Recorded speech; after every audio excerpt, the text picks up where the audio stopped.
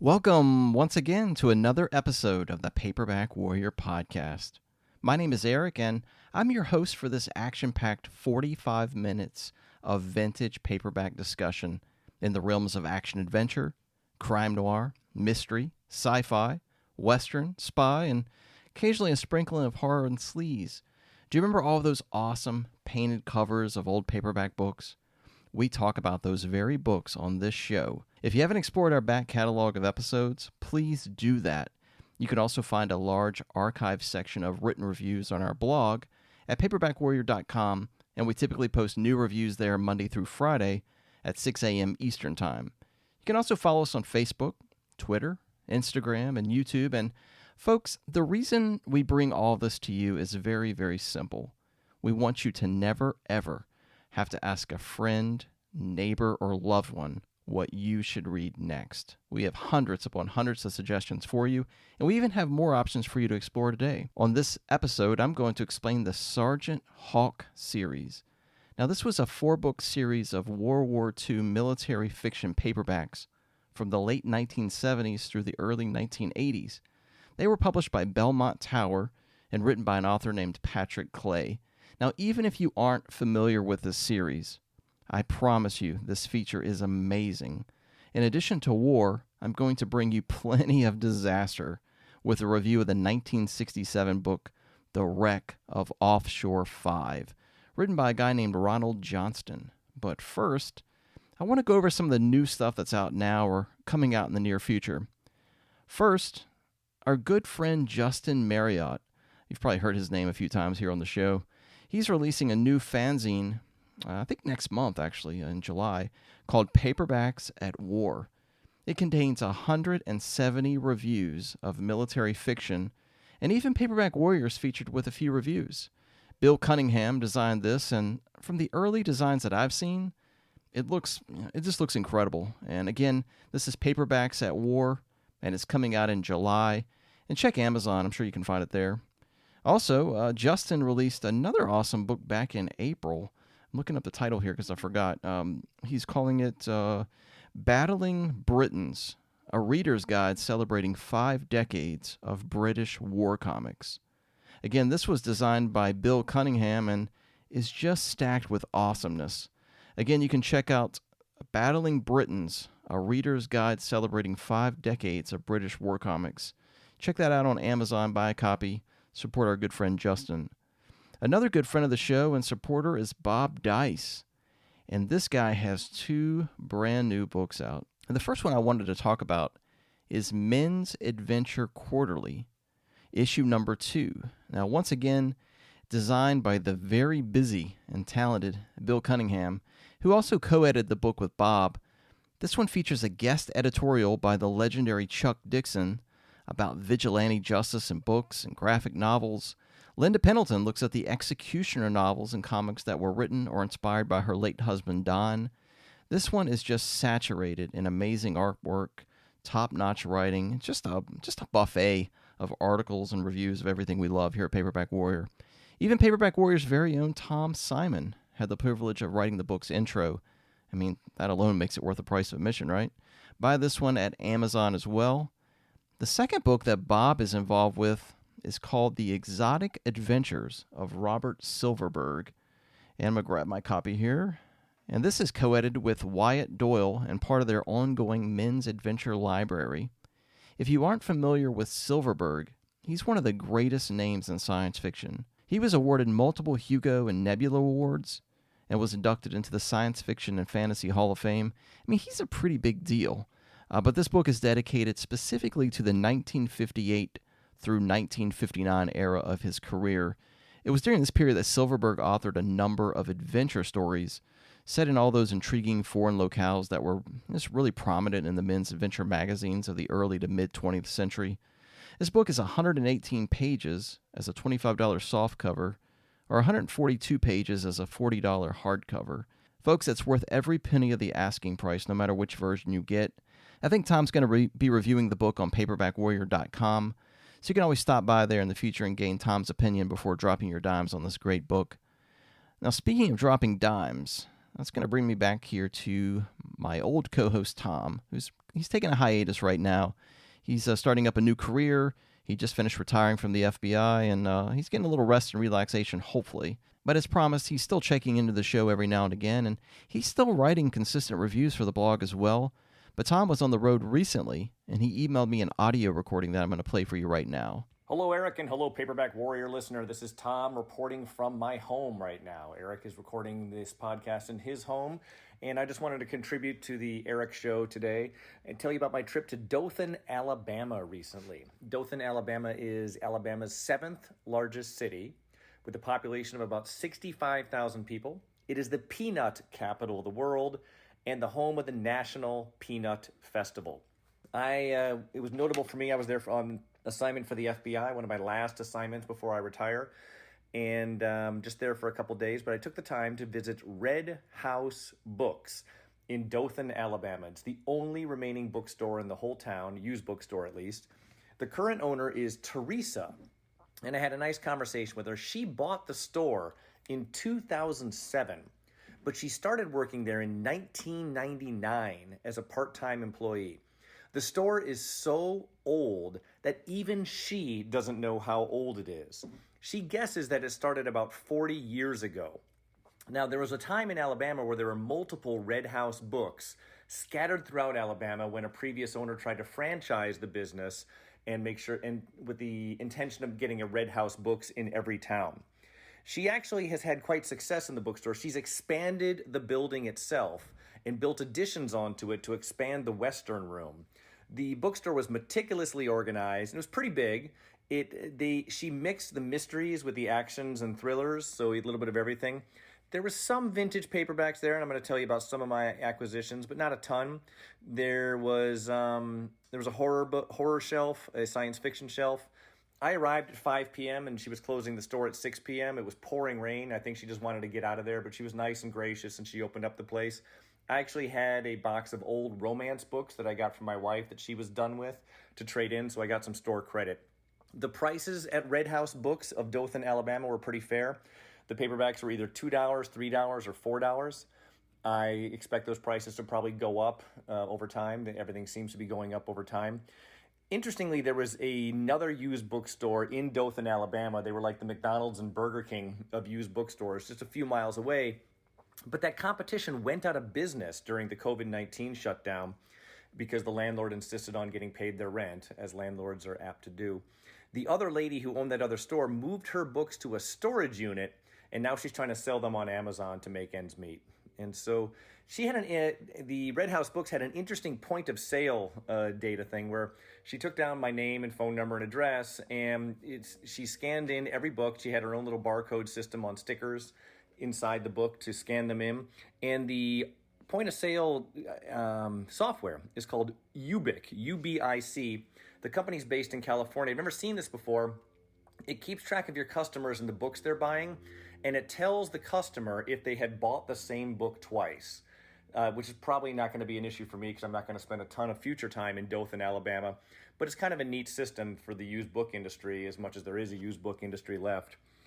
I also recommend the Dothan Rescue Mission is a thrift store there, which is probably the second best place in town to buy books.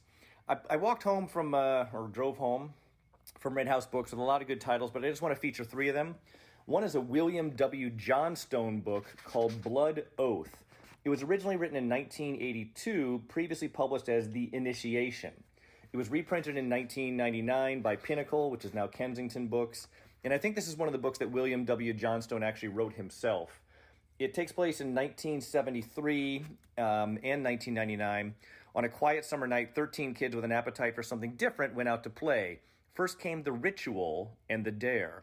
Then the screaming and the blood. Before the night was over, only 11 children survived, and they all share a terrible secret. And for 26 years, they shared that secret. It takes place in Denton, Missouri. It shoots forward to 1999. I think he retconned the book to make it a 90s book. There have been brutal murders in Denton, Missouri. Each of these victims is bound by this childhood friendship stained with blood. So it seems like a bit of a thriller and a bit of a horror thing from William W. Johnstone. He has his fans, and so I'm going to give this a shot sometime. I also got a book I had when I was a teenager, Digger #1, Smoked Out by Warren Murphy. Warren Murphy was the primary author of the Destroyer series, along with his writing partner, Richard Sapir. The Digger series is interesting to me. It's about an insurance investigator who's kind of a drunk and with a Asian sidekick. He wrote a handful of Digger books, and then the Pinnacle, or Pocket Books rather, stopped publishing them, and I think he signed on with Signet, but Pocket Books owned the rights to Digger, so he changed the series to the Trace series with all the same characters, but they changed their names. So it's a weird sort of alternate universe thing. This was one of my favorite series growing up, the Digger and the Trace series. You have to understand, though, it's not as action-packed as the cover would have you believe. He's a very kind of Fletch-like, wisecracking insurance investigator. And the last book I wanted to bring to your attention is by John Jakes. Yes, that John Jakes, the author of many historical fiction hits. But this is before that. The book's called A Night for Treason. It's John Jakes' book. This is a reprint from 1981 from Tor Books, but the original book was from 1956 when John Jakes was writing more kind of pulpy fiction that we enjoy today. It's packaged very much like a Nick Carter Killmaster book. I think they use that Steve Holland guy as the cover model. It's about a U.S. secret agent named Max Ryan who's on a mission to protect the nuclear power conference taking place at the estate of an Air Force colonel. Secrets have been turning up in the wrong hands, and nothing must leak from this meeting. But the mission isn't as simple as it seems. For one thing, there's a woman who is the wife of the host, and she is distractingly beautiful. Another thing is that the other side, presumably the Russians, is uncannily clever at predicting Max's moves, and they want Max Ryan dead. John Jakes is one of those writers that a lot of people respect, and I'd like to try out this book, and I will let you know how it is. Anyway, this is Tom signing off. Please enjoy Eric's podcast. It's going to be great, and there will come a time in the future where he and I are going to get together in the same room and record another one. Thanks so much. Be cool. Okay, that wraps up all the new acquisitions for the week and some hot new releases that you really need to look out for. And with that being said, I think it's time to mosey into our feature today. I'm hitting the transition music, and I'm going to lull you into a false sense of security before we discuss bombs, bullets, and brutes.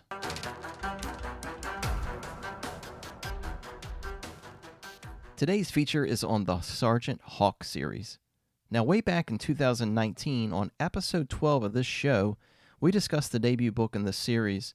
I really loved the novel, and thankfully, the series author, Patrick Clay, happened to listen to that episode, and we exchanged pleasantries through an email exchange. So, coming full circle, I'm returning back to the Sergeant Hawk series to really sort of delve into the series, the author, and the ideas behind the series installments. Patrick Clay was gracious enough to talk with me about his series, and I thought his insight was really, really interesting. Now, listeners, before you hit the skip or fast forward button because you don't know about Sergeant Hawk or you don't know Patrick Clay, let me stop you right there. This feature is a fascinating look at the art of writing, the 1970s publishing industry, literary agents, book covers, and even takes a side trip into Hollywood with an actor you old-timers may have heard of. This feature has a little bit of everything, and I think it's well worth your time to give it a listen. So let's begin talking about Sergeant Hawk. The first thing you need to know is that there were 4 published Sergeant Hawk novels. Here's the list. Number 1 is Sergeant Hawk, published in 1979. Number 2 is The Return of Sergeant Hawk, published in 1980. The third installment was published in 1981, and it's Sergeant Hawk Under Attack. The fourth book was 1982's Sergeant Hawk Tiger Island. Now, I'm going to leave the list at just 4 books for now. Later in this feature, I'm going to talk about additional titles and a bit of a mystery concerning the proposed 5th novel, and you don't want to miss that. But for now, 4 books in the series, and they were all published by Belmont Tower. As I mentioned earlier, the books were authored by Patrick Clay. Now, contrary to my own beliefs, Clay informed me that he was never in the military, but his father fought in the South Pacific during World War II and ended up becoming 10% disabled. He also had 7 uncles who had been in the South Pacific during the war, and one of those was at Pearl Harbor, so really, really rich military history in Clay's family. After World War II, Clay's father went to work driving a truck, and his family grew up as this average working-class family in Texas. Clay describes his family living in a hot, green area filled with bayous, which was a main reason why Clay grew up loving books that were about or took place in jungle settings. He said he mainly stayed outside as a child due to the family home not having any air conditioning. Being alone allowed him to really concentrate on reading and then later writing. Clay became fascinated with the epic style of author Robert E. Howard and his use of the anti-hero with one action scene right after another. Clay admits that he probably liked Howard's writing style more than the stories he actually created. Clay also found that he liked stories that were grounded in reality. He describes the Tarzan character as something that could possibly happen and that it isn't something magical or, supernatural. Clay also devoured Ernest Hemingway's literary work and said he really admired the author's concise style. Now, with Sergeant Hawk being a World War II series, Clay feels that one of his influences in developing the character was author Norman Mailer's character Sergeant Croft from the 1948 novel The Naked and the Dead. I haven't read that one, but probably some of you have. By late 1979, Clay said that he wanted to become an author and he wanted to concentrate on one continuing character. He wanted to make a living at writing, just like his heroes, Edgar Rice Burroughs and Robert E. Howard. He really liked the fact that Burroughs could really just go to the Tarzan well whenever he needed money, right? It was the idea of independence and working from home that really spoke to him when choosing to become an author. With a series, Clay explains that a continuing character simplifies a lot of the process in that you don't really have to go back and explain the hero's whole backstory every time or maybe the setting or place. With creating a series character, Clay wanted a Conan type of hero. He thought of all the continuing characters that existed in various genres and realized that there wasn't one in war stories that he knew of. So Clay also knew that all the heroes and superheroes paled in comparison to the real men of war stories. I mean, if you think about it, one can't really compare Tarzan to a real-life hero like, say, Audie Murphy, for example. He chose the Pacific Theater because of the tropical setting. The setting really came before the character of the plot. It even came before the whole war idea. I guess this is rare with writers. He told me, quote, "In spite of all that, no one would ever classify mine as jungle novels. I threw in a Nazi here and there, but always worked them into the Pacific setting. I used the Philippines, New Guinea, and fictitious islands, but could use Sumatra or Borneo or whatever, if I needed to. I even used the lost city in the jungle routine, again in homage to Tarzan. There was no pretense of this being a chronicle of real events. If someone complained that there were no lost cities on Pacific Islands, you can only offer a surprised, 'Oh, really?' And then that's kind of it," end quote.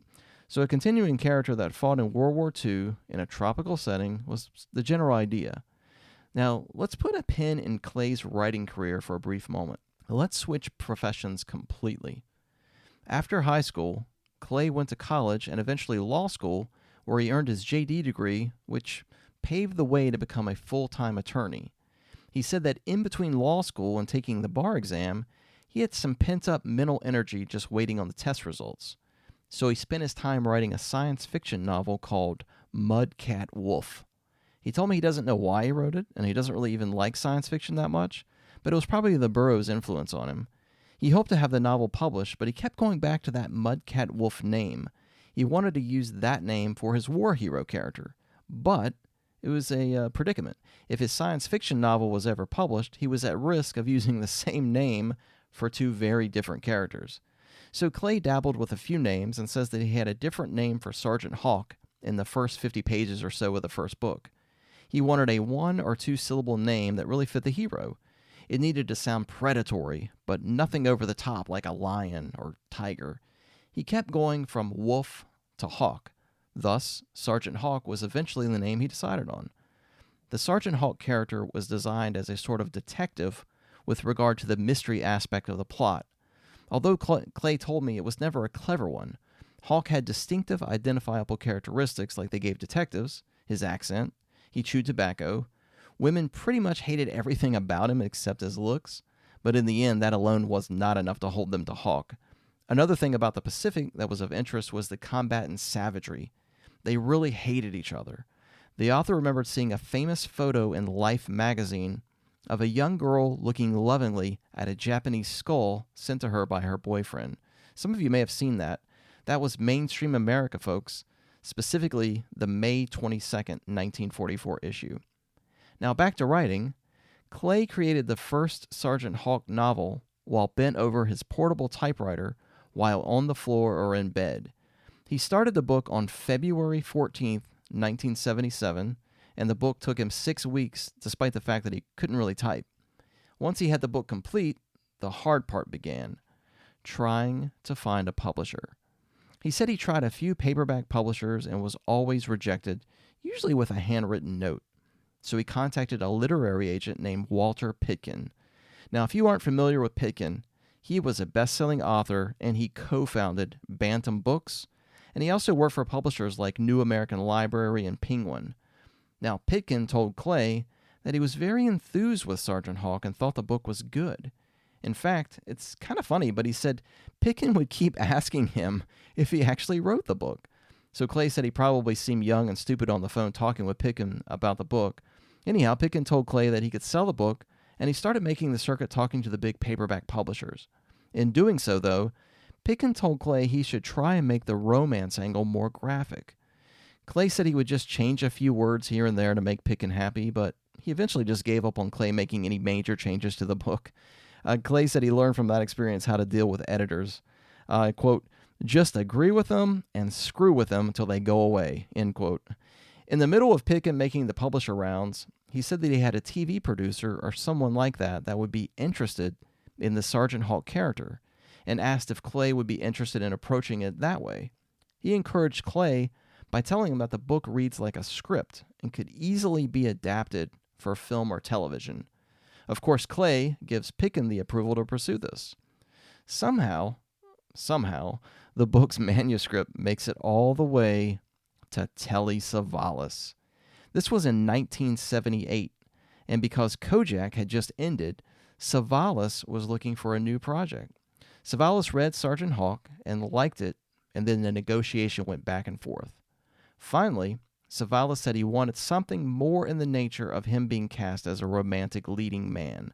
The television producer that was interested said that war movies and shows were just too expensive to make, and without Savalas on board, that was the end of that.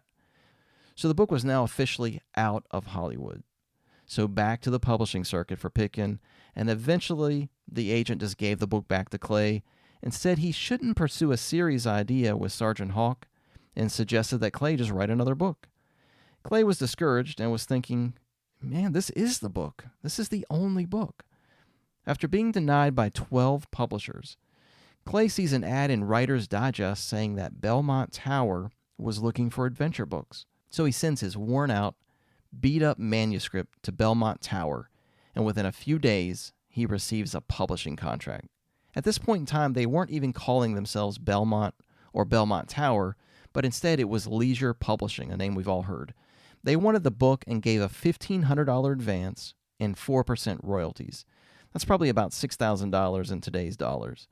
Clay called Walter Pitkin and offered him a cut of the money, but Pitkin admirably declined and said he didn't make the deal. At the time, there were about 8 to 10 paperback publishers in New York, and Belmont Tower was one of them. They were on Park Avenue.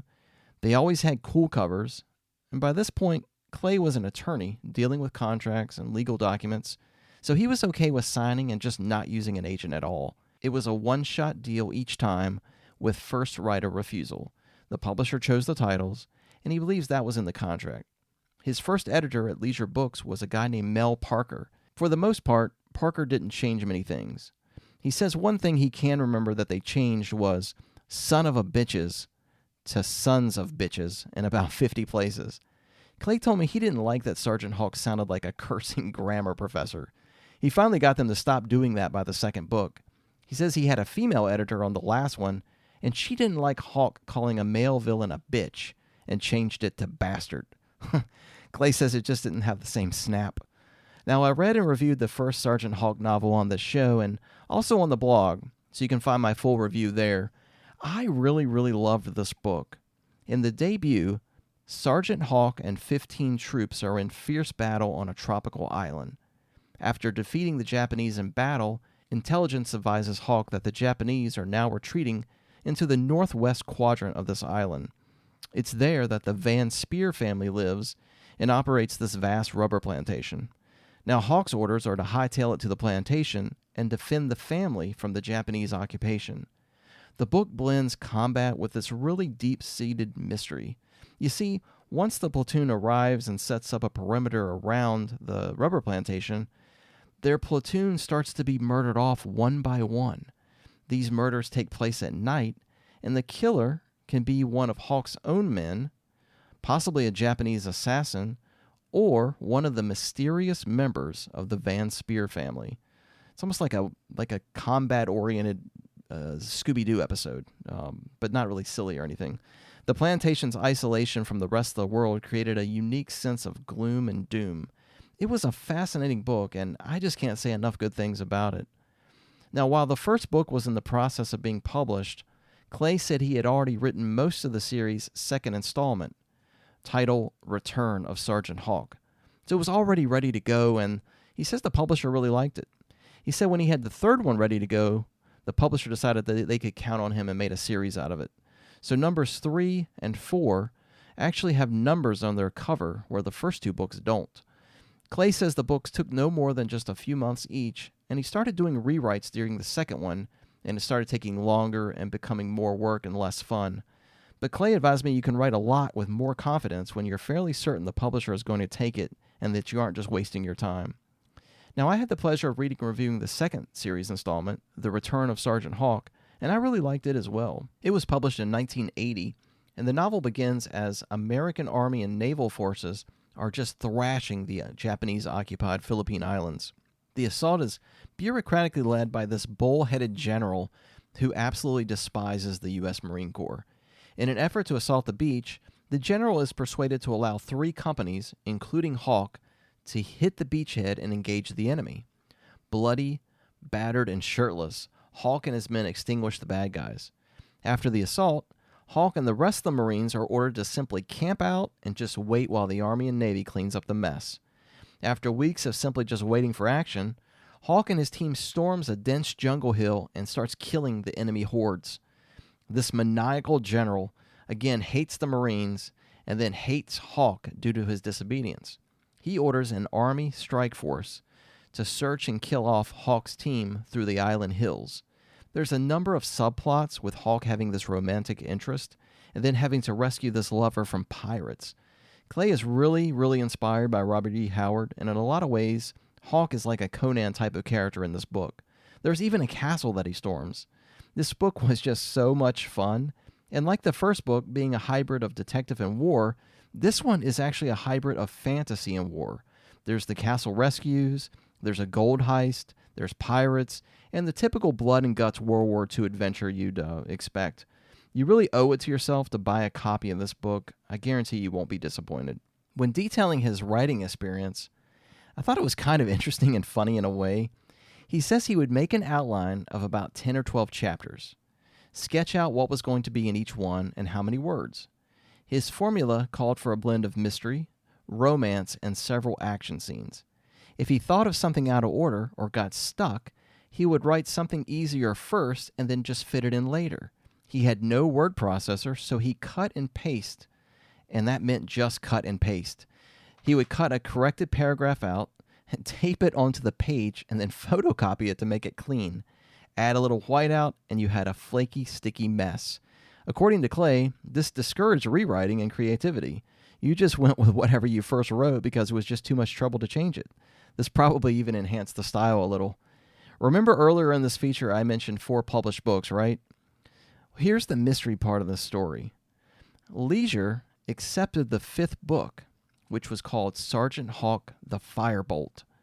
Clay and Leisure had a contract. He has said that he even read the galley proofs. The copyright was filed, and it had an ISBN number. It is still in books and print, and if you look on the internet, it's going to say that Sergeant Hawk number 5 on Amazon and Barnes & Noble is still on sale, just not currently available. It even has the number of pages and the publication date. Clay believes the publisher had a cover made up already. Clay told me he would love to see this book, if it even exists, and that's the question. Does this book exist? Weeks before the release date, Leisure calls Clay and tells them they are bankrupt. they can't pay him.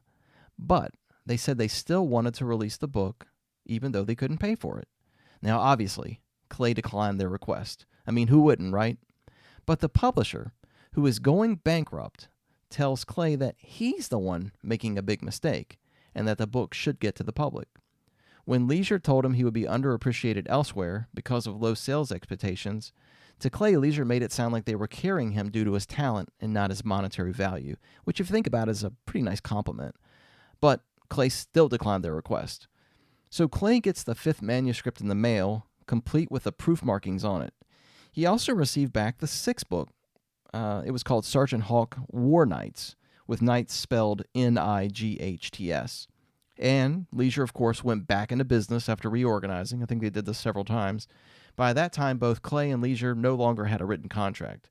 He knows that they read the 6th book, and he can even remember a 7th book, or at least part of that book, that was just awaiting the publisher. Now, let's go back to that 5th Sergeant Hawk novel called Sergeant Hawk the Firebolt. I went to Google Books and I found it listed. It has the title, author, publisher, year, which was 1982, and says the book is 240 pages. There's an ISBN number for it, and it clearly says Volume 5 of the Sergeant Hawk series. So my question to you listeners, does anyone have this book? Does it exist? I think it's fascinating that it could possibly be out there somewhere. How many exist? I don't know. I can't imagine it had a huge print run considering the publisher's financial woes at the time. If anyone has any information about this mysterious 5th Sergeant Hawk novel, please email me at paperbackwarrior@yahoo.com. Now, I did ask Clay about the idea of a World War II series. But if you think about it, the late 1970s and early 1980s was pretty gung-ho about Vietnam War stories, or just Vietnam vets taking on vigilante or mercenary roles.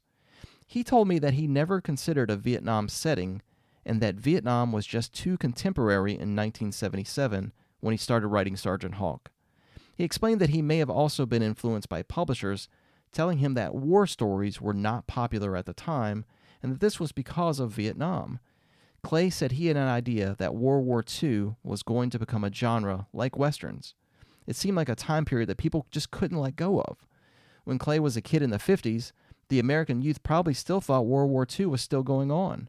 I know for me personally, I can remember my dad always having on Hogan's Heroes or The Rat Patrol or some World War II movie airing on TBS or USA, and sometimes I just, like what Clay's saying, I thought World War II was still going on. But meanwhile, Korea had already come and gone.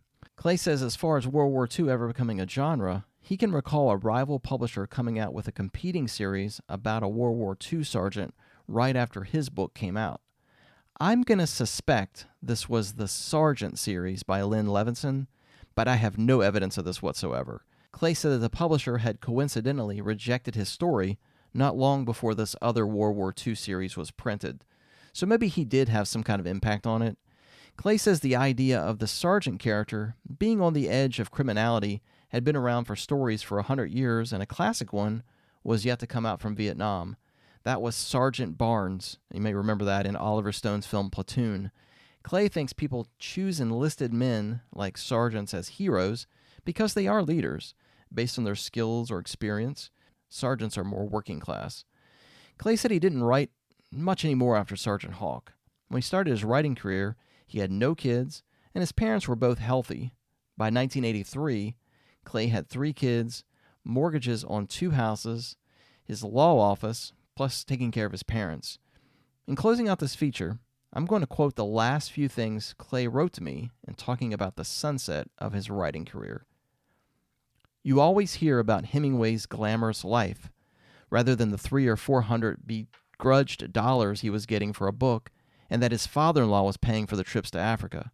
I had no wealthy patrons, and wasn't a nut or an alcoholic or anything real cool like that. I had the ability to do other things, so it was time to just move on. I never got any feedback from readers.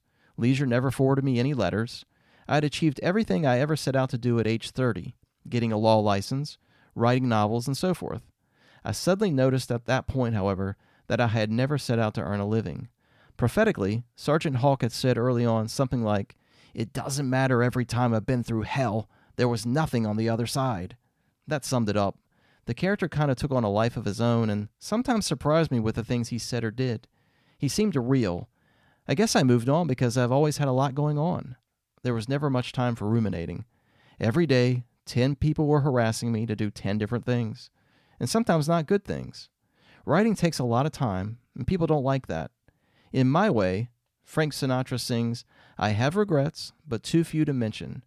In my case, it was more like too many to even remember or single out. I went into private practice for 14 years, solo of course, and was then an attorney with the federal government for another 30 plus years. Now, Patrick Clay retired about at the end of 2020.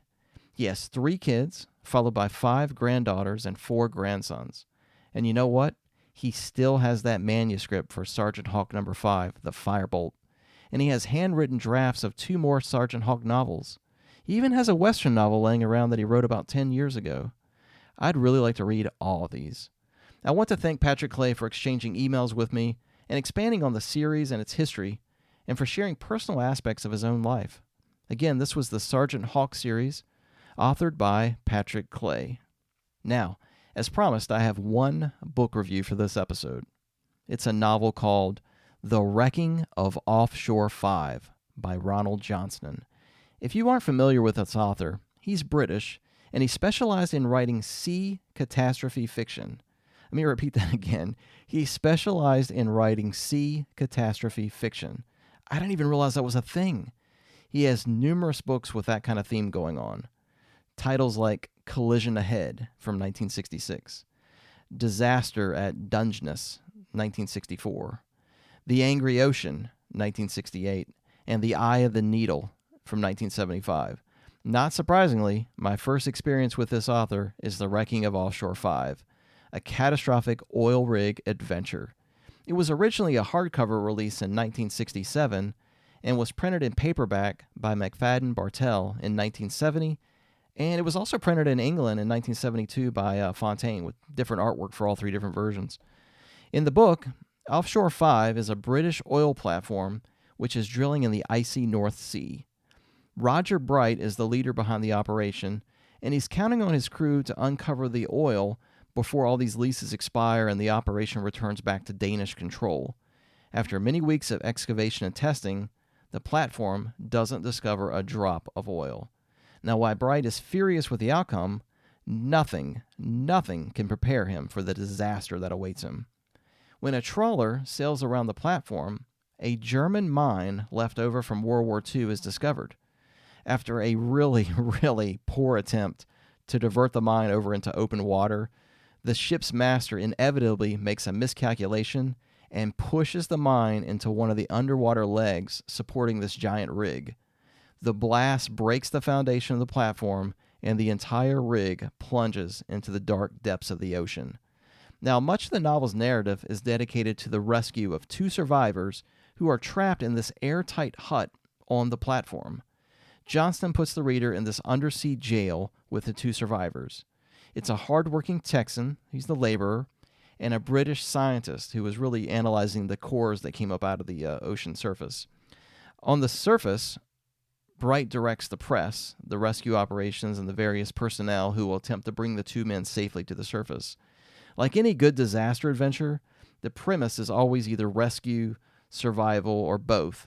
The Wrecking of Offshore 5 provides the stereotypical formula that prepares the reader for impact, then just introduces complete chaos. The underwater rescue and the events leading to it are enjoyable, and I thought Johnston's writing is serviceable. There's nothing spectacular about the book, and it's not a masterpiece of literature, but if you need a really quick, thrilling, fast-page turner, for a day or so, I think it's worth a read. Probably nothing more and nothing less. Again, that was The Wrecking of Offshore 5 by an author named Ronald Johnston. Now, talking about disasters, Paperback Warrior is launching Disaster Week. Paperback Warrior is launching Disaster Week. It starts on June 14th. Every morning, Monday through Friday, 6 a.m. Eastern Time, you folks are going to get a disaster book review. And of course, we're going to keep it in the theme here, Paperback Warrior. Typically going to be 60s and 70s vintage paperbacks. We may throw in cyclones. We may throw in hurricanes, volcanoes, floods, earthquakes, blizzards. You never know what you're going to get, but you know it's going to be some kind of catastrophic natural disaster.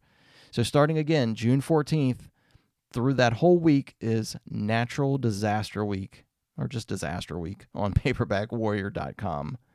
And that brings me to the end of this episode. And I really hope I don't bore you here with me just being the sole host. I know it's not something that we really wanted, but at the time, for the time being, I guess we're kind of stuck with me kind of jibber-jabbering through this whole episode. Hopefully Tom will be back with us soon, and we can get back to normality. But in the meantime, I hope I'm not boring you too much.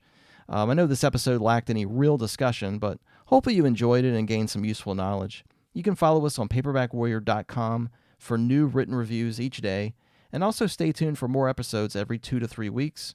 You can also donate to the show on the desktop version of the website. Go up into the top right-hand corner, click on Donate, and throw a few $1,000s my way. In the meantime, be safe, be kind, and just keep reading and keep delving into those old books and the stories behind these amazing authors. Until next time, I'm signing off.